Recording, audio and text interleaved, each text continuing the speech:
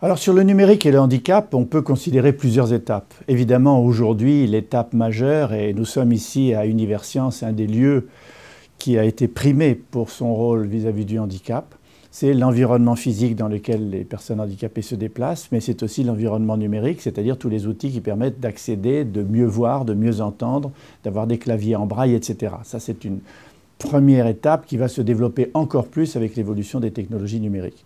Et puis il y en a une seconde que j'appelle l'environnement intelligent. C'est-à-dire que de plus en plus, le corps lui-même, ce que j'ai appelé la biotique, le mariage de la biologie et de l'informatique, va permettre au corps, même pour des personnes qui ont des handicaps, de communiquer avec leur environnement.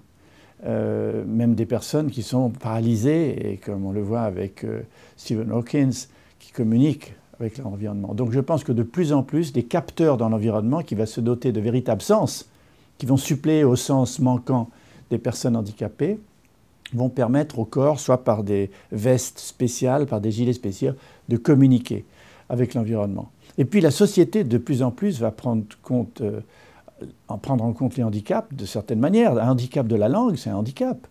Une personne qui ne peut pas parler une autre langue que la sienne, c'est une forme de handicap dans le monde moderne.